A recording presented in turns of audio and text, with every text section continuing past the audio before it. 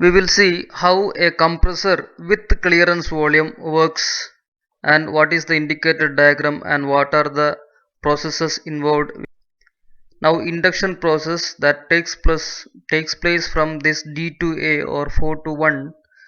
The inlet valve opens and the fresh atmospheric air is induced into the cylinder at constant pressure P1 and temperature T1. And you can see there is a new term that is effective swept volume V1 minus V4 or VA minus VD, and there is no heat transfer taking place when the fresh air is fed into the cylinder. Now in the compression process, that is the process from A to D or 1 to A, that happens according to the polytropic law PV raised to N is equal to constant, and the pressure is increased from 1 to 2, as well as the temperature is also increased from T1 to T2. There also we don't consider any heat transfer from the cylinder to the air. Now you can just read out what are the advantages of giving a clearance volume. Clearance volume is about 6%, but compressors with clearance of 30 to 35% are also common.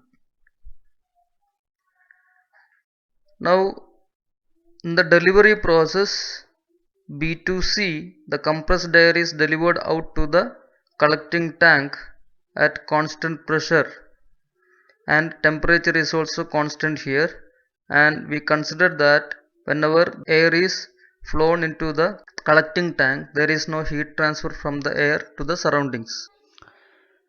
In the expansion process, the fluid is expanded from P3 to P4 according to the law PV raised to N is equal to constant, and there is no heat transfer from the air to the surroundings, and this work is done by the fluid on the piston, and this area corresponds to area left to CD, and V1 minus V3 is the swept volume, that is the volume covered by the piston, and the ratio of these two is volumetric efficiency, so it is very clear from this figure also. We know the expression for work done, that is if it is following a polytropic process, W will be equal to N by N minus 1 P1 V1 into P2 by P1 N minus 1 by N minus 1. We can see the net work done will be this work, that is the area left to the BA, and that is the one area, that is the work done by the piston on the fluid, and the second area that is left to CD, which is the work done by the compressed fluid on the piston, and if you subtract these two, you will get the work as the area inside this curve, which is the net work done for a cycle. Now this is the first area, that is area left to B to A, that is this one, and it is compressed between 1 and 2, that is P2 by P1. This is the area left to CD, which is expanded, or you can say it is the expansion work from P3 to P4. P4 is equal to P1, here the pressure is same, and here P3 is equal to P2. Now here P1 and P4 is there, which is same, P1 is equal to P4.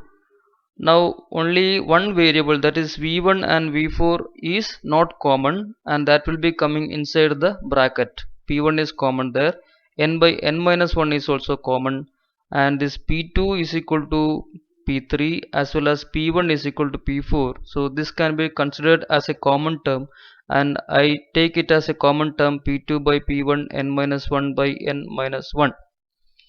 Now this expression also we have already seen according to the gas equation. Here two expressions will be there corresponding to this one. It will be N by N minus 1 MA, there is no dot here, only mass is there, no mass flow rate, MA or T2 minus T1, and here also the second expression N by N minus 1 MD or T3 minus T4. So T3 is equal to T1 as well as T3 is equal to T2. So that term can be considered as a common term, and that is taken out, or T2 minus T1 is taken out as well as n minus 1 is taken out. Only mass term is different. This is the mass we have taken at this A, and this is the mass that we have taken at D. So that is the only not common terms that will be coming inside the bracket. Due to intake depressions, turbulence or inertia of the piston, you cannot compress the fluid using a single stage. The work will increase as well as the volumetric efficiency will decrease. Then now comes the multi-stage compression. This situation can be improved by using multi-stage compression. In the first stage, the air is compressed, and in the second stage it is passed into a smaller cylinder in which it is further compressed to a desired final pressure. The cycle assumes that the delivery process of the first stage and the induction process of the second stage takes place at the same pressure Pi. You can see the pressure Pi here. So the delivery pressure as well as the induction pressure of the second stage is same here. Now what is the advantage of doing this? Each cylinder works with a lower pressure ratio, thus the operational safety of the compressor is improved. The overall volumetric efficiency increases, the mass flow rate is increased, and the clearance expansion, that is when more pressure means more expansion will takes place. So this clearance air expansion is reduced, and effective swept volume of the cylinder also is increased. This is the expression for stage 1. Here it is compressed between this Pi and P1, and in the second stage it is compressed between P2 and Pi. So the expression is this, and when the multi compression is used, the air can be cooled as it is being transferred from one cylinder to next by passing it through an intercooler. On the figure you can see the cylinder first is this, and the air coming, already compressed air coming from this one is cooled by using water, cold water circulating here, and it is fed to the second high pressure cylinder. The temperature is reduced as well as its volume also get reduced. The work that is that has to be given to the fluid also will get reduced due to decrease in volume or decrease in temperature. Now look at this picture. There are two curves. One is happening at PV raised to n is equal to C. According to PV raised to n is equal to C, that is, this is polytropic process, and this line corresponds to this dashed lines till 2 corresponds to PV is equal to C, that is isothermal process, and again from 2 to 3 this is again a polytropic process. Isothermally happens when it passes through this dashed lines till 9. Now the multi-stage compression without clearance volume, for the single stage compressor we know that the W is equal to, that means if we go through this line 1 to 5, the pressure limits, we are compressing the pressure P1 to P5, so P5 by P1 is there, and this is equal to n by n minus 1 mRT1. P5 instead of P1 V1 we have written mRT1, P5 by P1 n minus 1. Now we already know this expression for polytropic process. T5 by T1 is equal to P5 by P1 n minus 1 by n. Now what happens if we do not have an intercooler? Look at this graph. 1 to 5, that is happening according to this law PV raised to n is equal to C, that is, this is polytropic process, and 1 to 9, that is isothermal process if you are compressing it to P9, and 1 to 2, that is happening isothermally, and this 2 to 3, that is happening according to this law, that is polytropic process. If we consider this as a single stage, 1 to 5 as a single stage, then we have the expression n by n minus 1 p1 v1. You'll see the limits p5 by p1. Now instead of p1 v1 I have written mrt1. Now we know the relation between temperature and pressure, same thing is given. Now if there is two stage without intercooling, this is the first stage and this is the work corresponding to the first compressor. We are compressing it to P4 and the first pressure is P1. So this is between P4 and P1, and second compressor is doing the compression from P4 to P5. So P4 and P5, P5 by P4 is there without any intercooling. Now consider there is an intercooler. We move along this one 1 to 4, and after that there is an intercooler, that is the temperature comes to T2 from T4, and again a polytropic process till 3. So this is the polytropic process work done, that is P1 to P4 between P4 and P1, and this is the second stage compressor work, that is P3 and between P3 and 2. We know this expression T3 by T1 is equal to P3 by P2 n minus 1 by n. Now what if we consider this as isothermal process, that means instead of passing through 1 to 4 I have taken this process through this dashed line 1 to 2, which is an isothermal process, then I say that T2 is equal to T1. Now this expression instead of T2 I have used, this is T1 P3 by P1. Now considering the first process, that is isothermal process, PV is equal to C, T2 is equal to T1, and the expression between this P and B is P2 V2 is equal to P1 V1, and P4 is equal to P2 here.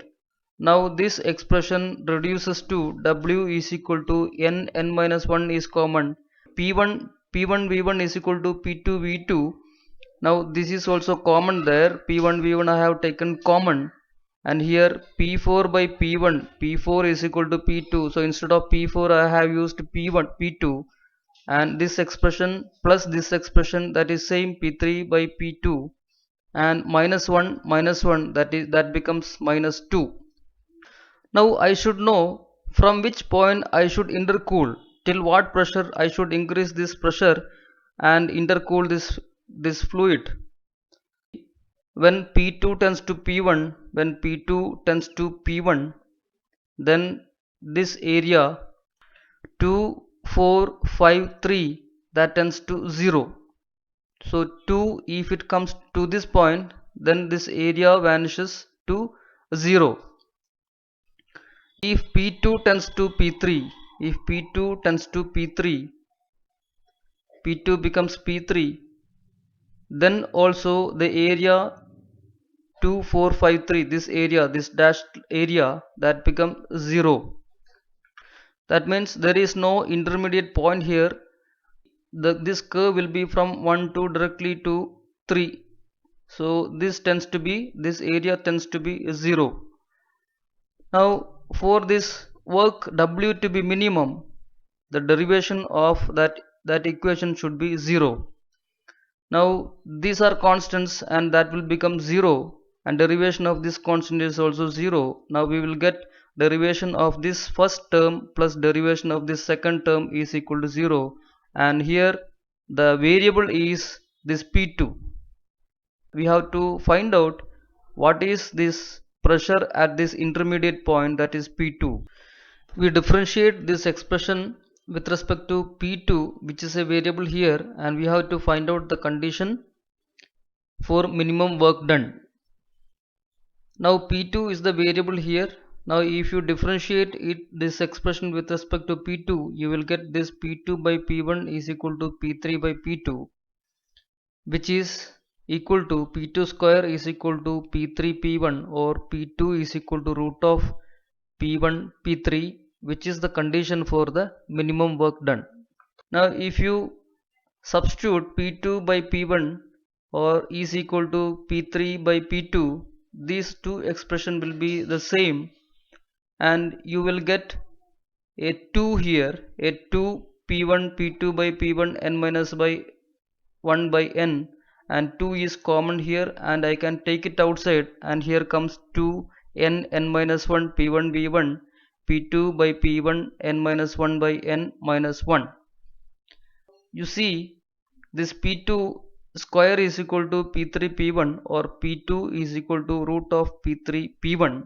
And again, if I substitute instead of this p2 by p1 as p3 by p1, this expression p3 by second one, p3 by p2, you can derive, or you can come to a general equation where x stands for stage.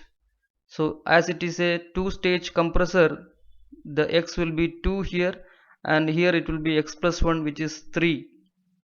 If the whole process is done isothermally, then work done will be per cycle is equal to mRT1 log P3 by P1, and heat transferred in this intercooler, that is, here there is a heat loss, and that heat loss is equal to mCp dt, and here it is T4 minus T2. Looking at this figure, you can see that instead of a double stage or two stage compressor, if you increase the number of stages, this intermediate points will increase. So this will come this way. Again it is intercooled, again it is compressed, again it is intercooled, again it is compressed. So it goes on like that. So increasing the intercooler means it will approximate to an isothermal process.